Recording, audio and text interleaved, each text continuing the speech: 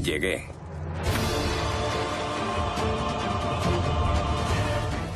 Vi. Vencí.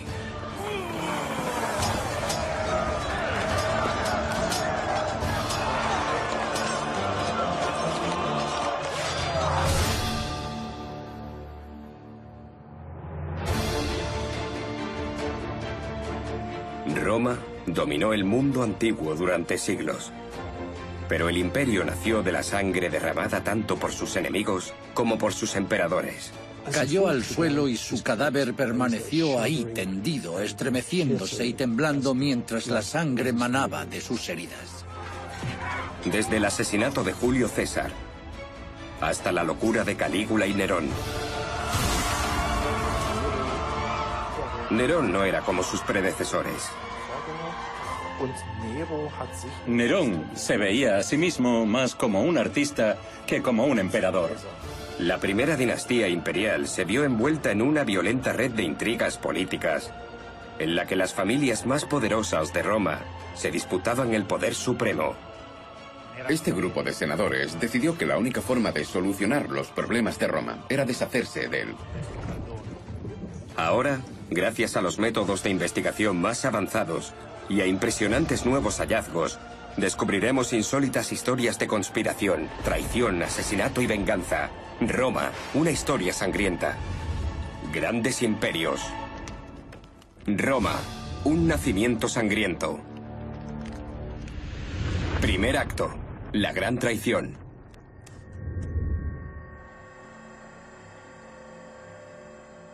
Estamos en el año 46 antes de nuestra era. El gran conquistador Cayo Julio César regresa a Roma.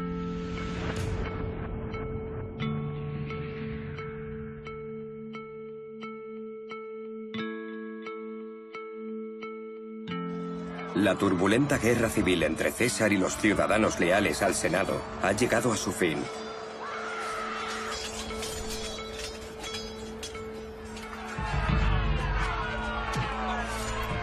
César celebra unos extravagantes juegos para rendirse homenaje a sí mismo, con luchas de gladiadores, caza de bestias salvajes y hasta recreaciones de batallas navales.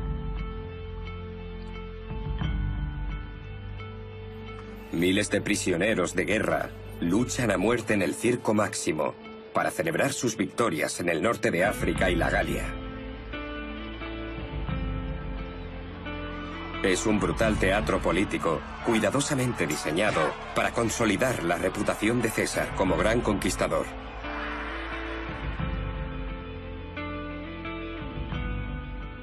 Su ambición no tenía límites. Desde niño se inspiró en la historia de Alejandro Magno.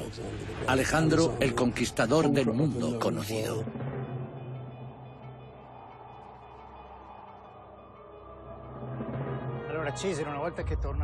Cuando volvió a Roma, César no se comportó como los generales victoriosos de la antigua República, sino que actuaba como si la República le perteneciera.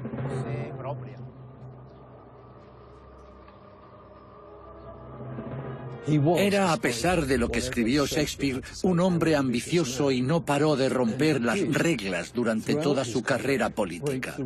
Ostentó el mayor poder político que un hombre podía poseer. Pero eso no le bastaba.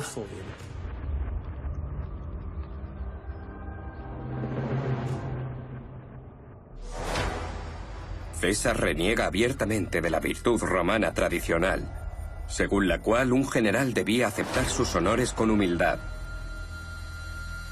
Él desea desesperadamente ser adorado y venerado como un dios. Suetonio, un antiguo historiador romano, describe así las ambiciones divinas de César. Hizo uso de unos privilegios que él, como humilde mortal, debía haber rechazado. Una estatua entre las de los antiguos reyes. Un trono de oro en el Senado. Templos, altares, imágenes divinas. Un sacerdote de su propio culto. Y el cambio de nombre del 7º mes por Julio.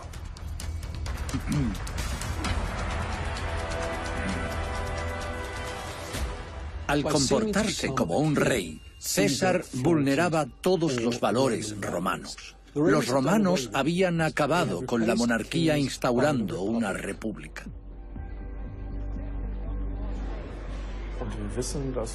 Sabemos que de los 900 miembros del Senado, unos 60 conspiraban contra él.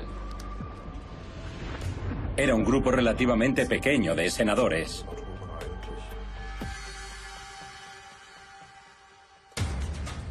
El cabecilla de la conspiración es Gayo Casio, un hombre impulsivo que tiene un rencor personal contra César, debido a una disputa por la propiedad de unos leones. Casio aborrecía al emperador. Entre las varias quejas que contra él tenía, una era el haberle quitado unos leones que había prevenido para sus juegos edilicios, y que César se apropió habiéndolos ocupado en Megara.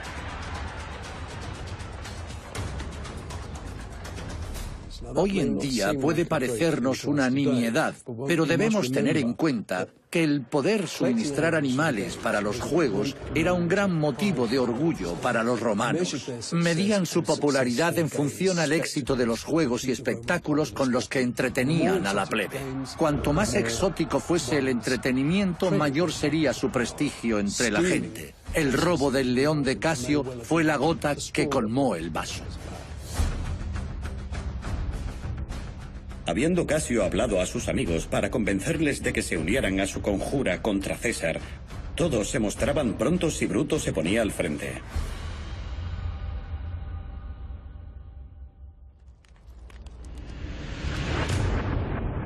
Marco Bruto, el cuñado de Casio, se convirtió en el conspirador más famoso del mundo, en un símbolo de las frágiles lealtades de la época. Su madre, Servilia, era amante de César. Los dos estaban profundamente enamorados.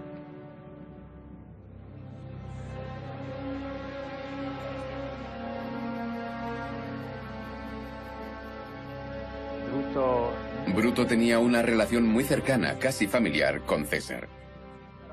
Su madre era una de sus amantes. Y se podría decir que era una de sus favoritas.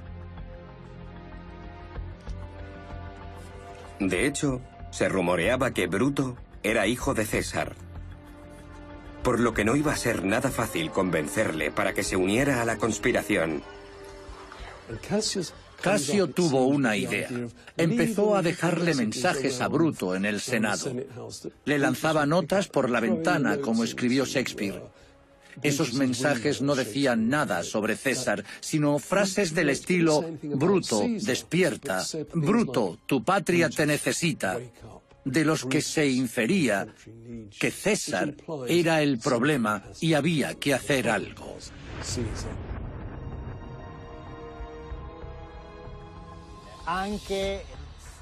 El pueblo romano exigía que se tomaran medidas. Aparecieron pintadas en las paredes de la ciudad que decían: Bruto, ¿estás despierto? Bruto, ¿qué haces? Así que al final Bruto decidió unirse, liderar la conspiración para matar a César.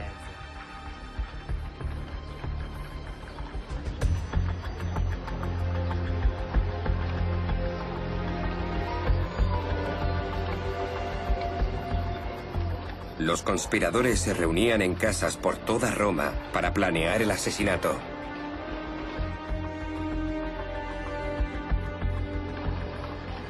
Algunos sugirieron hacerlo el día de las elecciones consulares, cuando César estuviera saludando a los votantes en el puente de madera. La idea era empujarle para que cayera y apuñalarle bajo el puente. Otros propusieron atacarle mientras caminaba por la vía sacra o en la entrada del teatro.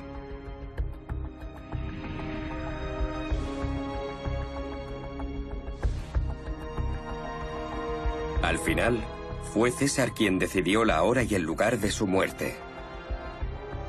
Los conspiradores dudaban entre los distintos planes, hasta que César convocó una reunión del Senado en la curia de Pompeyo. Entonces decidieron que ese sería el momento y el lugar.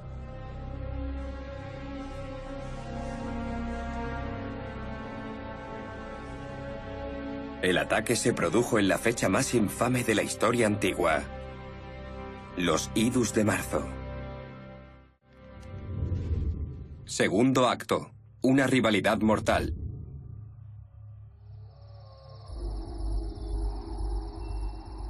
Año 44 antes de nuestra era. Los Idus de marzo. Está a punto de producirse un cruel asesinato. El sangriento final de Julio César. César azuzó a sus enemigos pocos días antes de los Idus de marzo al anunciar que seguiría los pasos de su gran héroe Alejandro Magno, emprendiendo una gran campaña hacia el este. Esto significaba que partiría el 18 de marzo. Los conspiradores tenían que encontrar el momento ideal para acorralar a César sin revelar sus intenciones. El Senado se reunió el 15 de marzo del 44 antes de nuestra era en la curia de Pompeyo, en el edificio construido por el gran rival de César, Pompeyo. César llegaba tarde. Los senadores le estaban esperando. La noche anterior, la mujer de César tuvo una violenta pesadilla. La premonición de la desgracia. En aquella época, la gente era muy supersticiosa. La noche anterior, su mujer tuvo una pesadilla. Soñó que habían asesinado a César y que ella le sostenía entre sus brazos. Luego se despertó con el sonido de un portazo. Aquello se consideraba un presagio. Interpretaban el mundo a su manera. Muchas de las cosas que hoy en día sabemos que son fenómenos naturales o meras coincidencias, eran para ellos mensajes divinos. Los sueños eran mensajes importantes que debían ser analizados. De hecho, en Roma había un grupo de etruscos que se dedicaban a interpretar sueños.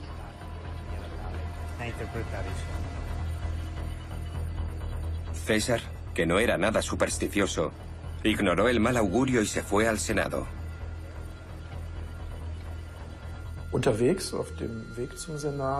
De camino al Senado, le dieron un pergamino que supuestamente contenía los nombres de los conspiradores y en el que se le informaba de la inminente traición. Pero César estaba distraído y no lo leyó de inmediato. Tomó la funesta decisión de guardarlo para leerlo más tarde.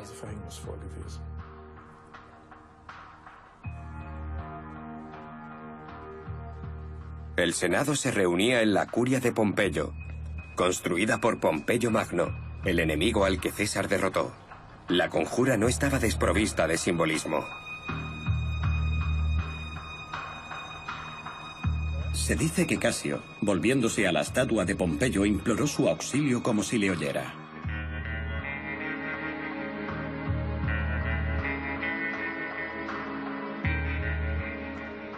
César entró en la curia. Los conspiradores se arremolinaron en torno a él y le bombardearon con peticiones de amigos y familiares. Era un día como cualquier otro en el Senado. Sabemos que los conspiradores eran unos 60. Cuando le rodearon, César dio por hecho que solo querían saludarle. No notó nada fuera de lo común. Un senador llamado Tulio Cimbro dio la señal de ataque. Agarró la toga de César destapándole el cuello y los hombros. Casca fue el primero que le hirió en el cuello.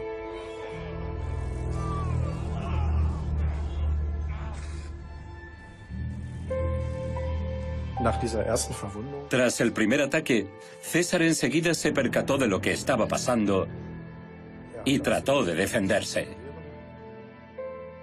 César buscó algo con lo que defenderse, pero lo único que tenía era una pluma que le clavó en la mano a su primer atacante. La sangre se derramaba por el suelo del Senado, mientras César se tambaleaba. La traición final la perpetró Bruto. Algunos han escrito que cuando Marco Bruto fue hacia él, César le dijo en griego: ¿Tú también, hijo mío? Esas son las famosas palabras que Shakespeare tradujo al latín como «Et tu, Brute?».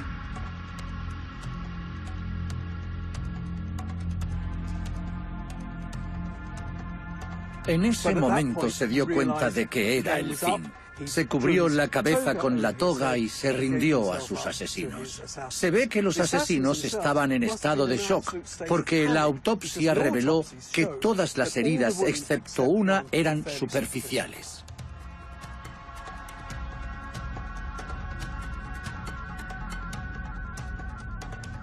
Aún así, le habían apuñalado 23 veces.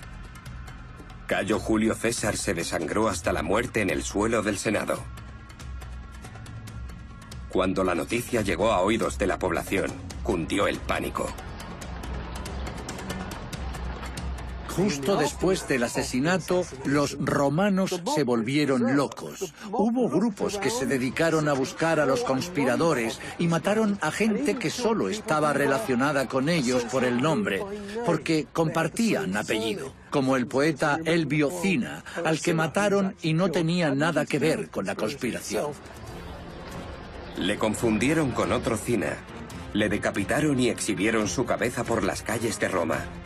Bruto y Casio pidieron cordura a la población, pero eran incapaces de controlar la situación. El problema de los conspiradores era que solo habían planeado el asesinato de César, no lo que pasaría después. Creían que después de su muerte, la antigua república quedaría restituida por arte de magia. Pero los romanos estaban en shock porque adoraban a César. Los conspiradores eran todos senadores y creían que su autoridad, su gravitas natural, bastaría para ganarse al pueblo. Pero no fue así. Al cabo de un mes, tras el asesinato de César, los dos conspiradores principales, Bruto y Casio, tuvieron que irse de Roma. En agosto abandonaron Italia porque era demasiado peligroso para ellos quedarse allí.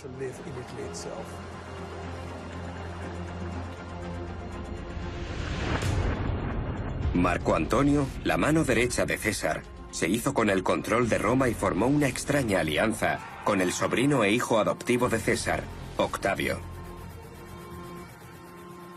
Marco Antonio y Octavio se llevaban a matar.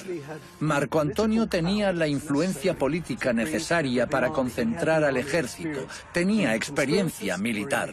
Los conspiradores estaban en el este y tenían tropas. Octavio no tenía experiencia militar.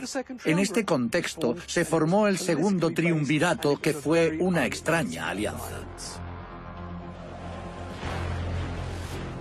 En el 42 antes de nuestra era, Marco Antonio y Octavio se enfrentaron a Bruto y Casio en la batalla de Filipos. No fue una batalla instantánea, sino una contienda en dos frentes. Casio luchaba contra Marco Antonio en el norte y en el frente sur, Bruto se enfrentaba a Octavio. Marco Antonio salió victorioso. Marco Antonio derrotó a Casio y Casio se suicidó sin saber que Bruto había vencido en el otro frente. Al cabo de 3 semanas, los dos ejércitos volvieron a enfrentarse. Bruto perdió la batalla y se suicidó esa misma noche.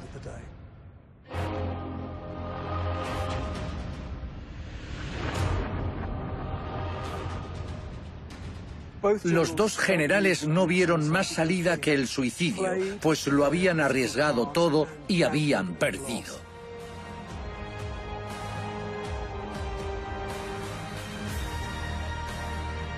Marco Antonio y Octavio han vengado el asesinato de Julio César, pero ahora se enfrentarán a un desafío mortal en el que estará en juego el futuro del imperio.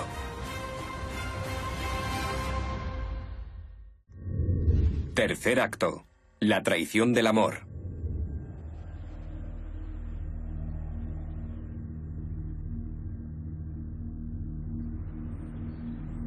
El asesinato de Julio César ha sido vengado. Una alianza conocida como el Segundo Triunvirato controla Roma, pero las viejas rencillas entre Marco Antonio y Octavio amenazan con destruirla.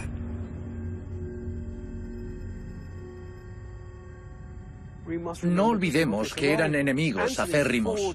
Marco Antonio falsificó documentos para hacerse con el poder del César y autoproclamarse su heredero natural. Esto enfureció a Octavio, su sobrino y auténtico heredero. Pero de todos modos eran enemigos desde el principio.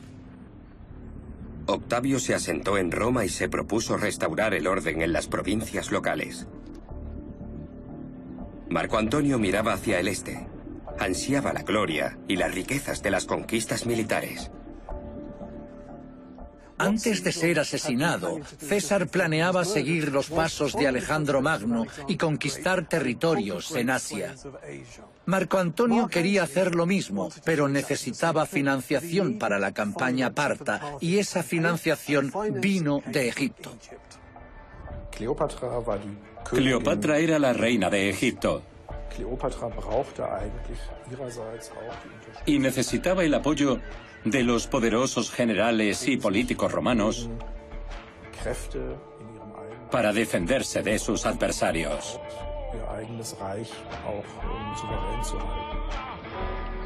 La reina se reunió con él en Tarso en la primavera del año 41 antes de nuestra era. Remontó el río Sidnos en un barco con popa de oro, velas púrpura y remos de plata. Su movimiento seguía la cadencia del sonido de las flautas.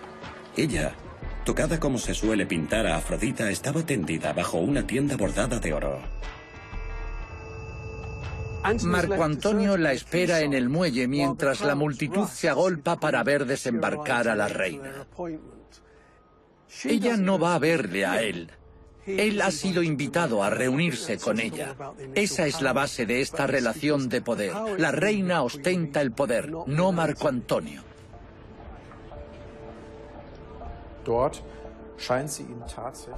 Al parecer ella le tenía en la palma de la mano. En esta relación cuesta distinguir el amor de la estrategia política.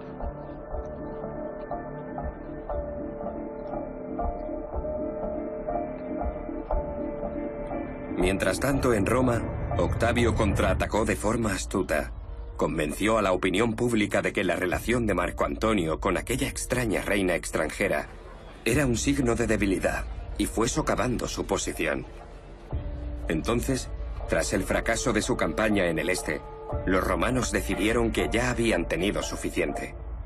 En el año 32 antes de nuestra era, Marco Antonio fue despojado de sus títulos y Roma le declaró la guerra a Egipto. Octavio envió a su leal lugarteniente Agripa a que acabara con las vidas de Marco Antonio y Cleopatra.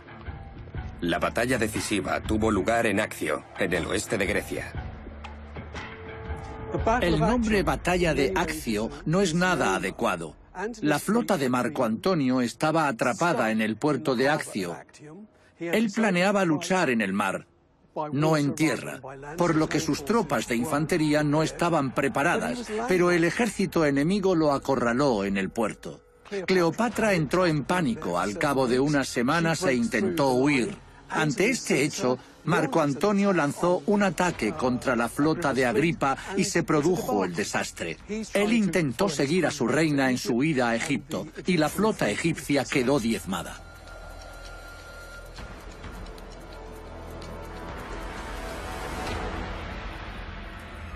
Marco Antonio y Cleopatra huyen a Egipto. Están rodeados, no tienen escapatoria. Parece que el suicidio es la única salida. Marco Antonio se clava un puñal en el estómago y se desangra en brazos de su amada.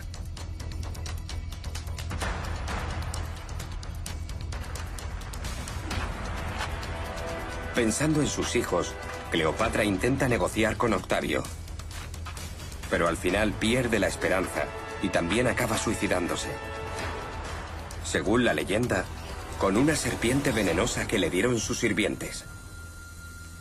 Dícese que el áspid fue introducido con aquellos higos. Otros sostienen que había estado guardado en una vasija irritado y enfurecido por Cleopatra. Con un alfiler de oro se le había agarrado el brazo, pero nadie sabe la verdad de lo que pasó. Con Marco Antonio y Cleopatra muertos, Octavio tiene vía libre para hacerse con el poder absoluto sobre el imperio. Ya se había proclamado a sí mismo Divi Filius, Hijo de Dios. En el año 27 antes de nuestra era, el Senado le declara Princeps, el primer ciudadano. Poco después, el Senado le otorga el sobrenombre con el que pasaría a la historia: Augusto el Venerable. El título que llevarían todos sus sucesores.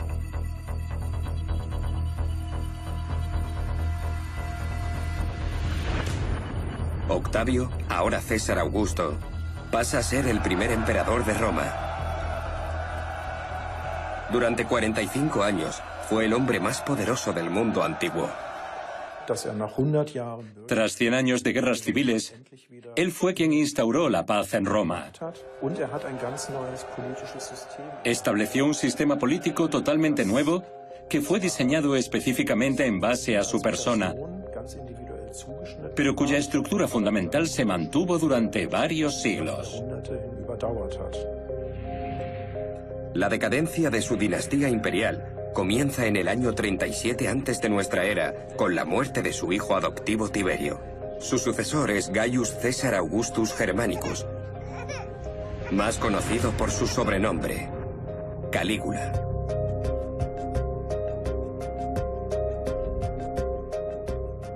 La llegada al trono de Calígula fue para los romanos y para el mundo entero un sueño hecho realidad.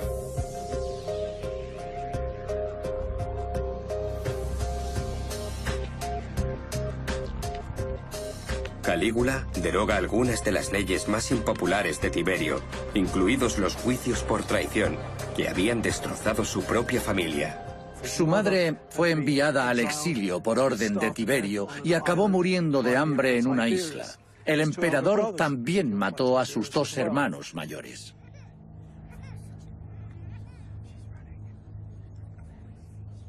Calígula perdona a los exiliados y recoge en persona las cenizas de su madre y sus hermanos.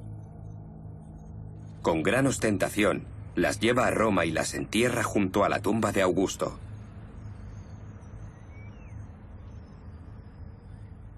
El pueblo de Roma aplaude todas sus primeras medidas. Calígula parece destinado a alcanzar la grandeza.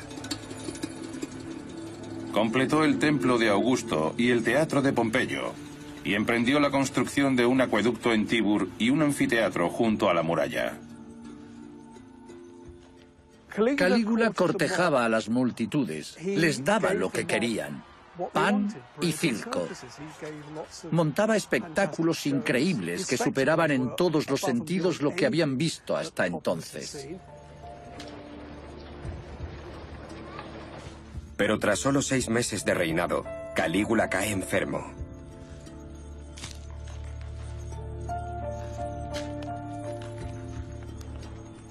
El emperador se recupera, pero ya no es el que era. Siempre se ha creído que esa enfermedad volvió loco a Calígula, pero hoy en día los historiadores ponen en duda esta creencia. Sea cual sea la verdad, Calígula empieza a comportarse de forma diferente. Ahora es un hombre cruel. Suetonio empieza el relato de este oscuro capítulo de la vida de Calígula con la siguiente frase: Hasta aquí he hablado de un príncipe. Ahora hablaré de un monstruo. Cuarto acto: la locura. Tras 6 meses de prosperidad, el reinado de Calígula da un siniestro giro. Un hombre de crueldad ilimitada ostenta el poder absoluto y Roma sufre.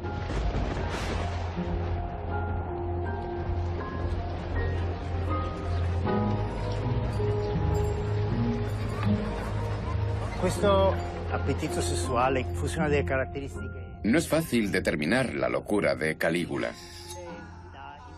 Yo personalmente opino que no sufría ninguna enfermedad mental. Pero es evidente que era un emperador con el que costaba entenderse. Sobre todo si eras un senador romano. Se eri un senatore romano, porque una delle cose che Calígula... Se rumoreaba que Calígula mantenía relaciones incestuosas con sus hermanas, pero puede que fuesen solo calumnias difundidas por los senadores.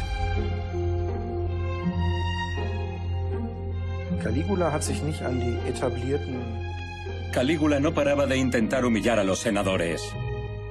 Alardeaba de su poder ilimitado, algo que Augusto siempre había evitado.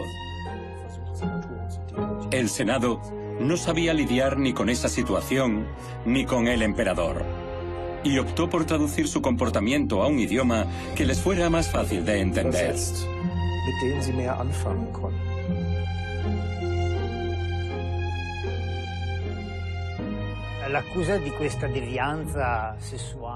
Estas acusaciones de desviaciones sexuales o de deseo sexual incontrolado, que era de lo que se le acusaba a Calígula, eran muy comunes en los malos emperadores. Tiberio, con quien Calígula pasó algunos años en la isla de Capri, era famoso por sus peculiares inclinaciones sexuales. Suetonio cuenta que cuando Tiberio se bañaba en las aguas de Capri, le gustaba tener chicos y chicas buceando entre sus piernas y mordiéndole, ya que eso le excitaba. No son más que rumores que, en mi opinión y en la de la mayoría de los historiadores, no tienen ninguna validez. Eran historias que se contaban en los burdeles. Lo que sí tiene más validez son las crónicas en las que se describe cómo Calígula seducía a las nobles romanas.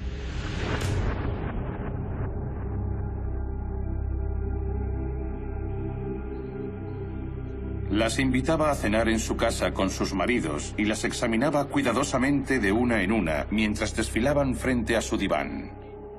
Al igual que un mercader que comprueba el valor de un esclavo, alzaba el mentón de aquellas que, con pudor, mantenían la mirada fija en el suelo.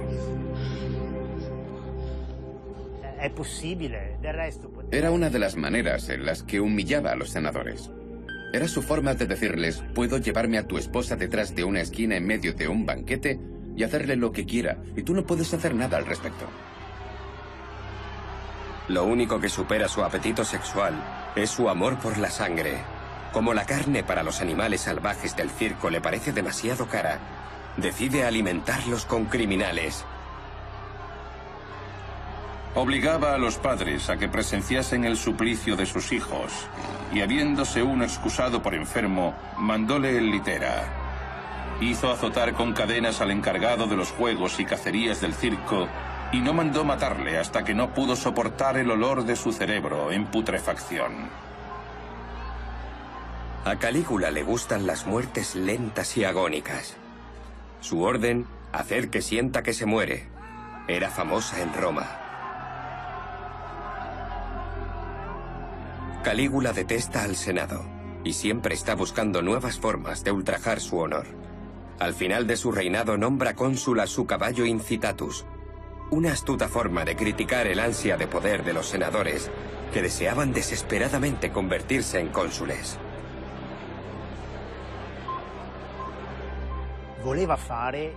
Era evidente que Calígula quería humillar a los senadores. Les dejó claro que para él, ellos tenían menos valor que su caballo, el famoso Incitatus. Mod también era una forma de decirles que para él el cónsul era tan importante como un caballo, y que este animal tenía la inteligencia suficiente para ser cónsul. Suetonio deja constancia del agravio final del emperador a las élites romanas. Estableció un lupanar en su propio palacio, ocupado por mujeres casadas e hijas de familia, y los nomenclatores iban a las plazas públicas y a los alrededores de los templos, invitando al placer a todos los hombres. Los historiadores actuales consideraban esto una exageración, pero la verdad es aún más siniestra. Sobre el año 40 antes de nuestra era, los nobles de Roma ya no pueden más. Todos odian tanto a Calígula que no faltan conspiradores dispuestos a eliminar al tirano. Hasta la guardia pretoriana del emperador se une al complot. La guardia pretoriana, la guardia de palacio, estaba furiosa con él porque les daba contraseñas obscenas. En los cambios de guardia, los guardas nocturnos tenían que intercambiarse unas contraseñas escogidas por el emperador, que solían ser frases del estilo «Hola, cariño». Esto no les sentaba nada bien a aquellos hombres tan viriles, así que estaban muy cabreados con él. Uno de los guardas, Querea, tiene motivos personales para matarle. Calígula se burlaba constantemente de Querea. Le decía que era un flojo, que no era lo suficientemente hombre, que era un pelele. Calígula sabía que era un hombre muy sensible y por eso le encargaba siempre el trabajo sucio. Cuando había que torturar a alguien, enviaba a Querea, porque sabía que se ensañaría para demostrar su masculinidad. El plan es bastante sencillo. El mediodía del 24 de enero del año 41 antes de nuestra era, Calígula acude a una representación teatral. Como se encuentra mal por la copiosa cena de la noche anterior, sale antes del final. De camino del teatro a palacio, junto a su guardia imperial, Calígula se detuvo a hablar con unos actores que se estaban preparando para la siguiente escena. Querea les dijo a algunos de los pretorianos que se marcharan, pues no todos aprobaban la conjura. Era solo un pequeño grupo el que quería matar a Calígula. Mientras hablaba con los niños, Querea, colocado a su espalda, le hirió violentamente en el cuello con la espada, gritando: «Haced lo mismo». Derribado al suelo y replegado sobre sí mismo, gritó que seguía vivo, y los demás conjurados le dieron 30 puñaladas en todo el cuerpo, incluidos los genitales. Lo realmente cruel fue la muerte de su familia. Su mujer fue brutalmente asesinada y a su hija de 2 años, Julia Drusila, llamada así por la hermana del emperador, le destrozaron el cráneo.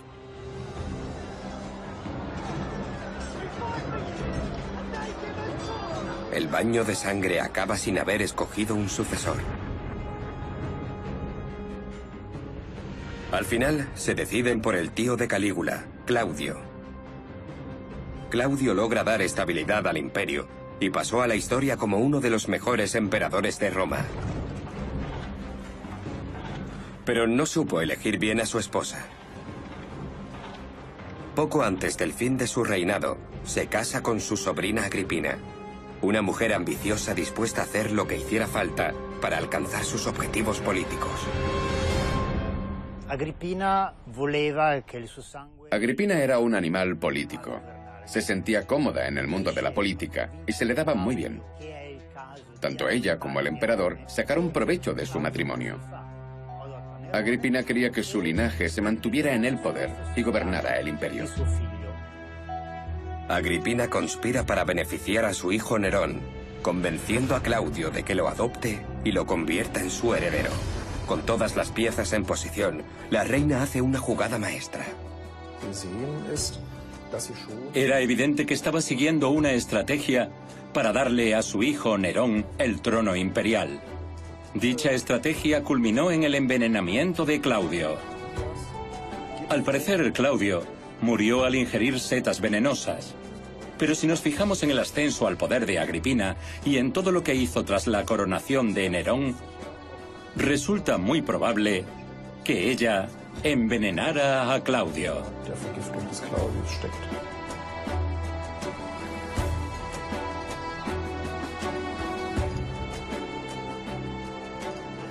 Claudio muere en el año 54 antes de nuestra era, propiciando la llegada al trono del hijo de 17 años de Agripina, Nerón. La locura de Calígula no fue nada comparada con la suya. La primera dinastía imperial, que nació de la sangre, moriría en el fuego. Quinto acto. Imperio en llamas. En el año 54 antes de nuestra era, Nerón se convirtió en el emperador de Roma. Se cree que su madre, Agripina, envenenó a Claudio para que su hijo le sucediera. Al principio estaba muy agradecido con Agripina, porque de no haber sido por ella nunca habría accedido al trono. Era muy poco probable que él estuviese involucrado en la muerte de Claudio, pero en todo caso se alegraba mucho de ser emperador. Agripina era una mujer poderosa, algo a lo que los romanos no estaban acostumbrados. Cuando disminuyó su influencia sobre Nerón, sus enemigos difundieron escabrosos rumores. Decían que había intentado recuperar el favor de su hijo, ofreciéndosele medio desnuda cuando él estaba medio borracho. Otros dicen que era Nerón el que deseaba a su madre. Una anécdota dice que mantuvieron relaciones sexuales. Fue en un viaje en litera. Al parecer, Nerón se levantó con manchas en ciertas zonas que daban a entender que había practicado el coito. Yo personalmente no me lo creo. Pero el verdadero problema es Nerón. Joven distraído y poco interesado por la política, se cansa de su primera esposa, la hija de su predecesor, y se enamora de una mujer de clase humilde. Un agravio para la nobleza romana. Se enamoró de una mujer llamada Ate. Agripina no lo aprobaba y la maltrataba, por lo que Nerón la envió fuera de Roma. No quería que le controlara. Con su madre fuera de juego, Nerón se dedica al disfrute. La música y las artes son lo que más le fascina. Nerone viene acclamato imperatore a 17 años. Fue proclamado emperador a los 17. Era extremadamente joven y su inmadurez política pronto se hizo patente. Era un joven que desde siempre sintió gran predilección por las artes.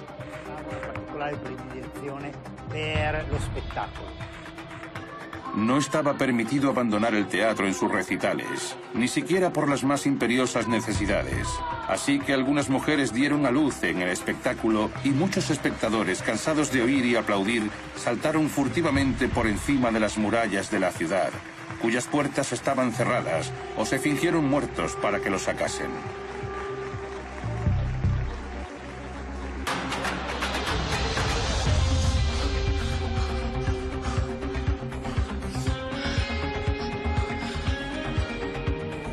El hedonista Nerón encuentra un nuevo amor, Popea Sabina.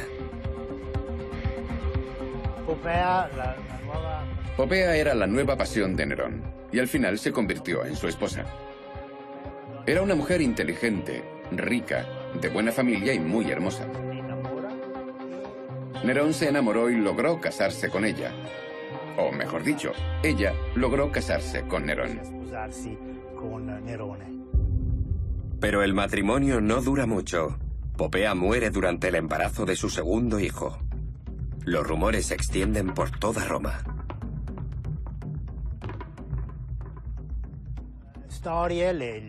Se dice que Nerón volvió a casa después de estar toda la noche de fiesta y se hartó de las quejas de Popea. Al parecer ella le recriminó que saliera tanto, dejándola siempre sola en casa.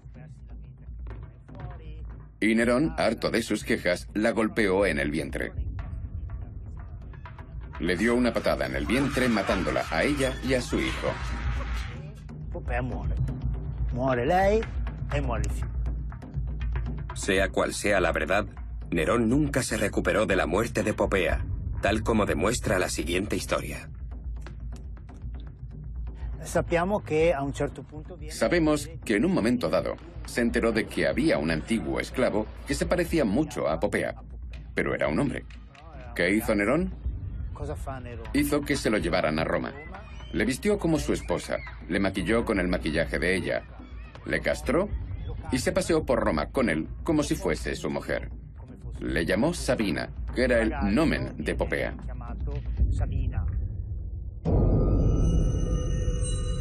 En el año 64 antes de nuestra era, se produjo el terrible desastre que pasó a definir el reinado de Nerón.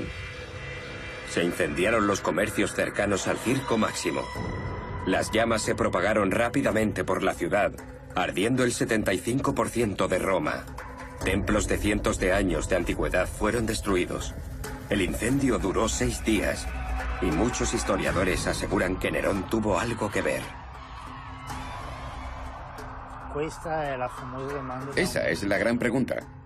Los historiadores están divididos entre los que creen que Nerón quería incendiar Roma para reconstruirla y hacerla más bonita y mejor organizada, y los que sostienen que él no fue responsable y que hizo lo que pudo por ayudar a sofocar el incendio.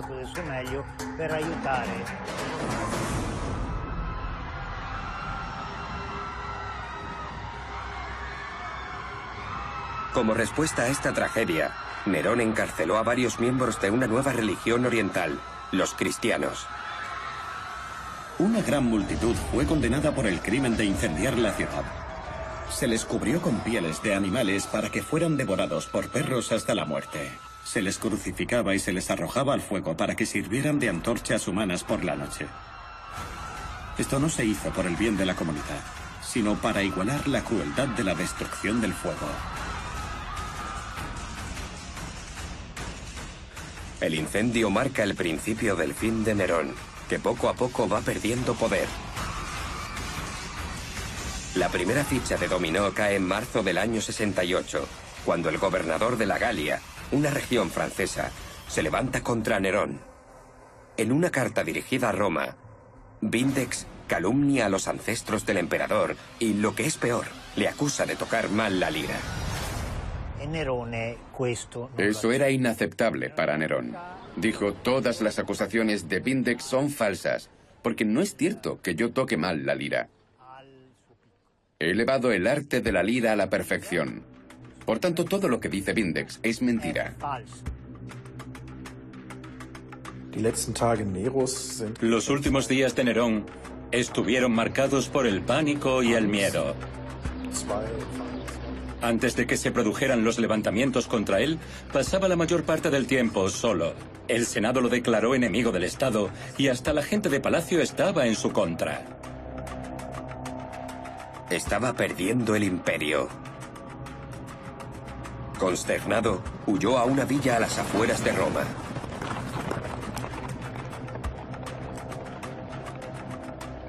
Al haber sido declarado enemigo público por el Senado, sería ejecutado a la antigua usanza.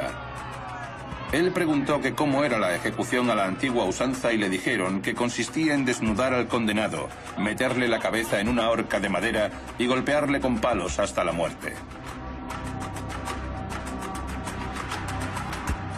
Cuando ya oía los caballos acercarse, Nerón tomó su decisión final. No dejaría que lo capturasen. Los soldados romanos sabían dónde estaba. Cuando ya estaban llegando, Nerón agarró su espada y con ayuda de su sirviente, que era un hombre libre, se la clavó en el cuello. En ese momento llegó el oficial que lideraba el pelotón y trató de parar la hemorragia, ya que quería ejecutarlo él mismo.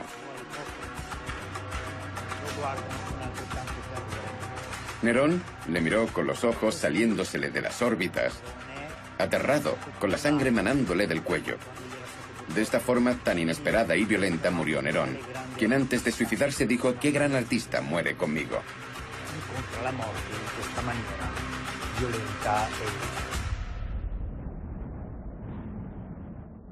Este fue el fin de la primera gran dinastía de la antigua Roma.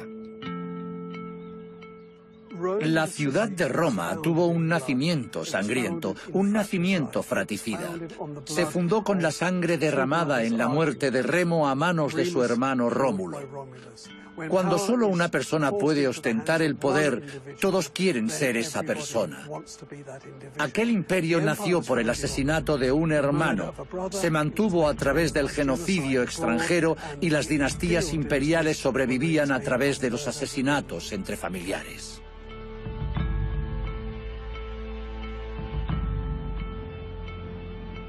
El imperio erigido por estos emperadores duró siglos. La historia de sus vidas nos deja una advertencia: el poder absoluto corrompe absolutamente.